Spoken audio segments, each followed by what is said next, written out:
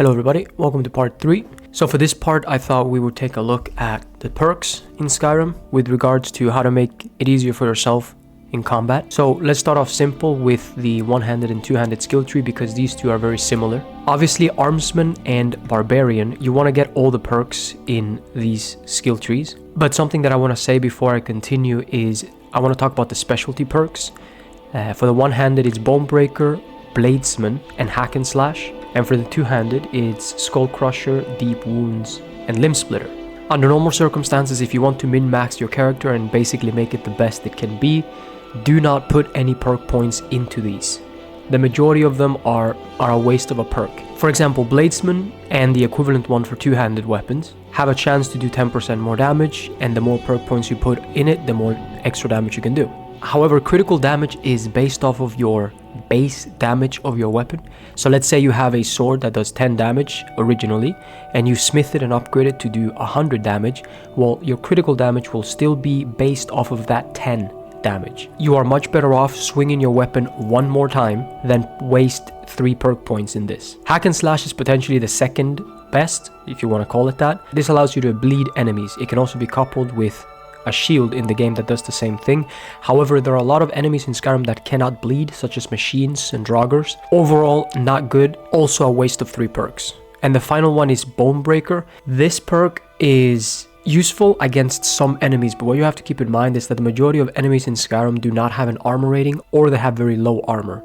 Bandit Chiefs have around 300 armor rating when you get to the higher levels, but you don't fight Bandit Chiefs very often. Overall, the specialty perks in the one-handed and two-handed skill tree, I would ignore them completely. Before we move on to the rest of the tree, I want to talk about Dual Flurry and Dual Savagery. I'm going to say this right now because these two perks make one-handed extremely strong. If you want to have an easy time in Skyrim, becoming a dual-wield character, getting to level 50 and being able to combine Dual Savagery with the Elemental Fury Shout, even on legendary difficulty, you are unlikely to struggle in most fights because you will just kill things so incredibly fast. If you couple that with a mace and a dagger for extra stagger as well as speed from the dagger, you will be cruising through the higher difficulties. Now, personally, I think dual wield in Skyrim is a little bit too strong. It kind of makes the game borderline easy, but it's there if you want to use it. Next up is Fighting Stance and Champion Stance.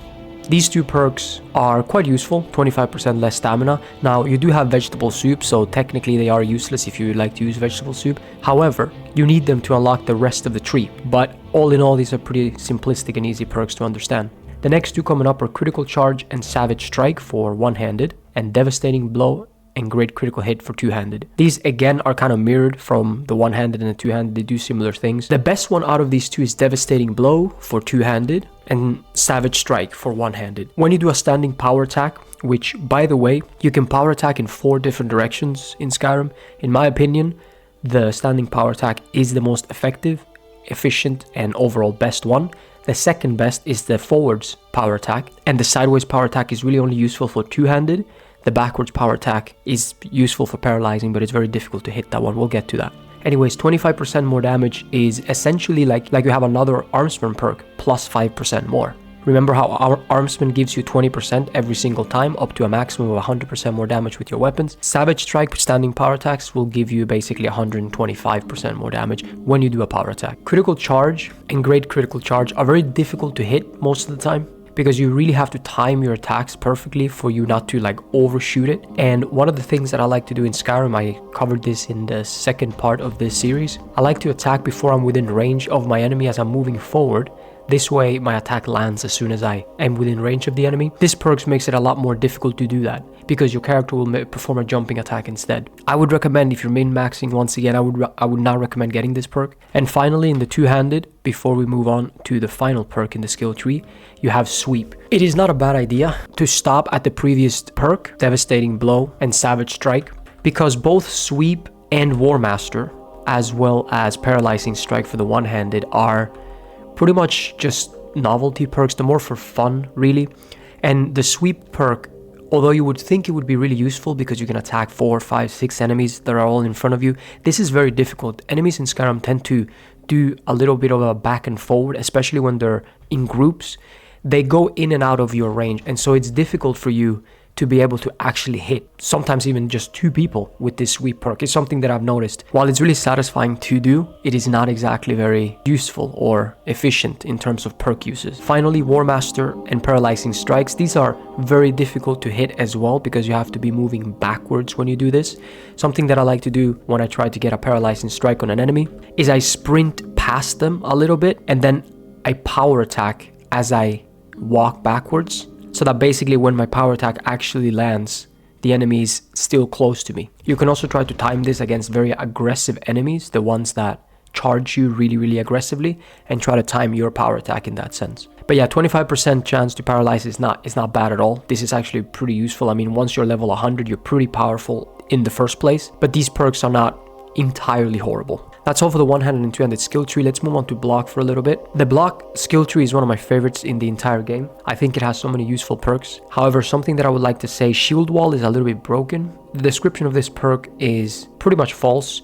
So I would recommend just getting 1 perk point to unlock the skill tree, but do not put additional perk points into shield wall. This is because you can very easily hit the armor cap in Skyrim, and you can also very easily hit the blocking cap in Skyrim by using enchanting, or even if you find a shield that has an enchantment on it. So you can very easily overcap your defense, basically wasting a couple of perks. Now the perk in the middle, quick reflexes, this one, I personally don't like to use it because I don't like to slow down time in Skyrim, but it's not a horrible perk. This can give you a little bit more time to react to certain things. When enemies do power attacks, time slows down. And this can also be combined with the slow time shout, which you can have some fun with. I personally don't like to use it though, because it doesn't technically make you more powerful. It just gives you a little bit more time to react, but with some practice, you can most of the time just block or move out of the way. Going up the left side of the tree, deflect arrows. This perk caps you at 85% when arrows hit you. So arrows still do 15% damage to your shield, but you still need it for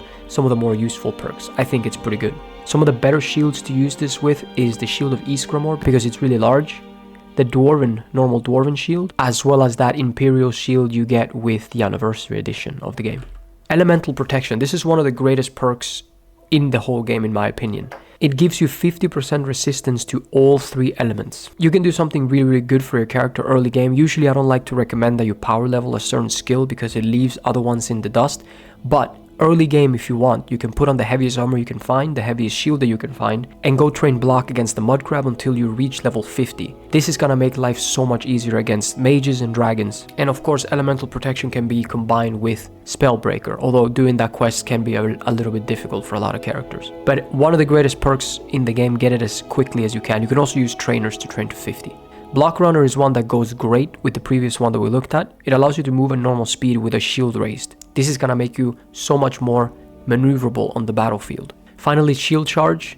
This one allows you to sprint with your shield up, and it acts kind of like a paralyzing strike mixed with unrelenting force. Very fun. However, getting to 100 block takes a while unless you use a giant, for example. But getting through 100 naturally is an extremely long process. So those are all the blocking perks. Now we're going to look at some of the ones that focus a little bit more on weaponry. Because when you bash with a shield and you bash with a weapon, you actually do more damage bashing with a weapon. The Power Bash perk allows you to do a Power Bash. This is like a power attack, but just for your bashing. Pretty good at staggering. Depending on what weapon you use, you have a higher chance of staggering the enemy longer when you do a power bash, as opposed to, for example, if you power attack them with a sword or something like that. Combining this with a dagger or a sword that don't have that much stagger could be a pretty good strategy. Deadly Bash is also pretty useful. However, I think that it's still better to just use your weapon for damage and your shield for blocking. However, the final one, Disarming Bash, all these 3 perks just go extremely well together. This one allows you to disarm your enemy at only cost of your stamina. So if you use vegetable soup, you can go ahead and disarm a lot of enemies. Something I want to tell you about disarming enemies, however, you probably do have to pick up their weapons, because as soon as you disarm them, if they don't have a backup weapon, they will skirmish around to try and pick up their weapon or run away and find another weapon. So it may seem a little bit useless if you don't pick up their weapon. Basically just pick it up from the ground after you bash them. But this perk is extremely good. Honestly, the shield tree in general, you can't really go wrong with putting perks here. This is one of the most balanced and best skill trees in the game. Heavy armor and light armor are pretty similar to one-handed and two-handed. Since heavy armor gives you a lot of protection, I would recommend that you only put 3 perk points into Juggernaut, because you can most likely, by just leveling up heavy armor to 100 and smithing, if you use smithing, you can probably hit the armor cap with no less than 3 perk points. This way you don't waste the other ones. With light armor, you may have to go to 4. Try to not get all 5, that way you can be more efficient. Now, well fitted, going on the right side of the tree, great perk. This will require you to wear 4 pieces of heavy armor. They can be any pieces as long as they're all heavy armor. Tower of Strength is one that I like a lot. This can be combined with the Parthenax ability, and it just makes you stagger less. Like whenever you get power attacked, your screen will shake less. This is pretty useful for not getting disoriented. Matching set is an additional bonus if you wear 4 pieces of a matching armor. So for example, all steel armor or Daedric armor.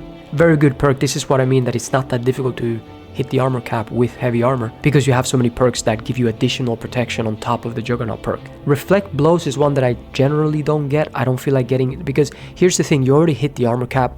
By this point, when you're level 100, you most likely hit the armor cap. I don't really recommend it. It's more for, you know, for fun essentially.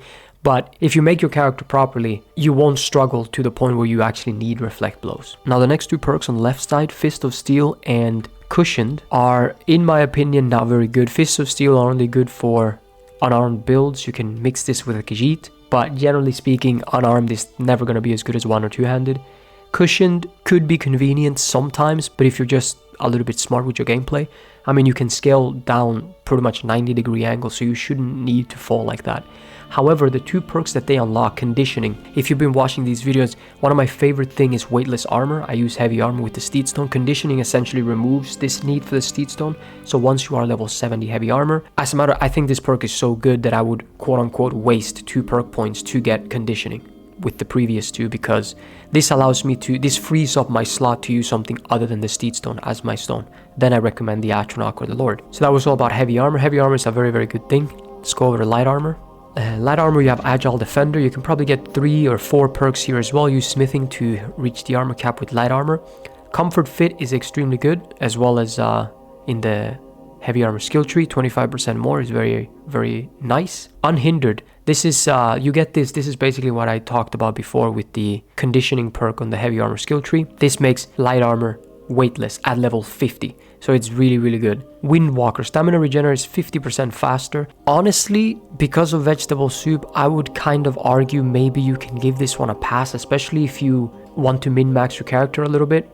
50% faster stamina regeneration is not that much, to be honest. You have the Ring of Nymeria that gives you 50 extra stamina. Usually, regeneration is not as good as just flat out giving you more stamina or giving you more health, because your Magicka stamina and health regenerates about 50% slower when you're in combat. So technically this is 25%. But yeah, I would give a pass on the Windwalker perk. Matching set, level 70. This gives you an additional 25% from wearing light armor. Very, very good. And Death Movement. This one is actually better than the equivalent one for heavy armor, because it allows you to ignore 10%. This gives you a 10% chance to avoid all damage from an attack. So it's essentially just makes you immune 10% of the time. That's actually very good, especially if you're fighting a big boss that just does a lot of damage. Death Movement is a good perk to get. Something else that I'll be talking about in these guides is Restoration. Restoration is my favorite skill tree in this game, because if you look at Restoration, there are very few perks that you have to unlock to get another perk, if that makes sense. So after you get Novice Restoration, you can choose between getting 5 perks immediately without having to unlock something to then get something, right? And the best 3 perks to get as soon as you can, I mean, as soon as you get your first perk point in Skyrim, it should be Novice Restoration. As soon as you get your second perk point in Skyrim, it should be Regeneration. There's one caveat to this, is basically Regeneration, what it does is it gives you 50% more health when you heal. However, leveling up Restoration is based off of how much health you're healing. So basically you can think about it this way. If you're healing twice as fast, you're also getting half as much XP towards Restoration levels. So usually what I do is I get Novice Restoration, and after that I get Apprentice Restoration, and I wait until I'm level 40 before I get Regeneration. This way, I am utilizing my XP towards Restoration better. At level 40, you get Respite. Respite is very good for stamina. Now granted, this is not necessary for vegetable soup, but it is good whenever you want to run around, especially if you use heavy armor, for example, without the Steedstone. Restoration Dual Casting. This is one I generally do not get. There are a lot of good restoration spells in this game, and dual casting generally isn't as efficient when it comes to restoration as maybe with other schools such as destruction. The restoration dual casting I don't deem to be very worth it because the magicka consumption to health restored is not as efficient as if you just used both of your hands without it being a dual casted spell. Recovery, magicka regenerates 25% faster and then 50% faster in rank 2.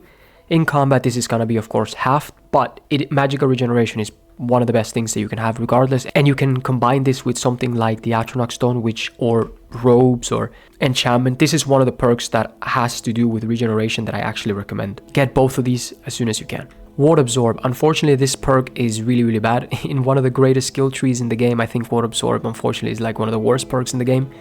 Do not really use this. Enemies, even when they cast spells at you, they don't cast very powerful spells, so the spells that you absorb is not going to be that good. Something like the Atronach Stone 50% absorption rate is much better than this.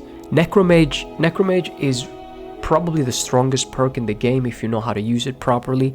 Basically, if you are a vampire and you use Necromage, a lot of things will be amplified. There's a long list of how many things, but such as enchantments and potions and alchemy, other perks, power attacks, like there's a lot of stuff that gets amplified. Basically, a lot of your abilities, 25% stronger, things last longer, such as slow time, shouts. It affects so much. It's really vast, but you have to be a vampire with it. And of course, it will amplify your weakness to fire if you're a vampire. Also, you have the weakness to the sun, so it's a very interesting perk because it gives you a lot of very useful powers, but it also makes you very weak to certain things. The longest and middle tree in the restoration, this one just gives you more cost reduction for restoration spells. Usually I stop at adept for a while before I move on to expert, and I really never get master restoration. The majority of the master spells in this game are not very good. They are the ones where you just take a long time to cast them. I wouldn't necessarily recommend it, and there are a couple of good expert spells, especially against undead and circle of healing and things like that. So that was all the perk trees that I wanted to cover that I've been talking about when it comes to the combat in Skyrim as a warrior. I will make videos about archery and magic as well, though it's going to be probably more of a combat focus and not really the stealth route. But yeah, thank you very much for watching. Hopefully you enjoyed the video. Leave a like, and I'll see you next time. Goodbye.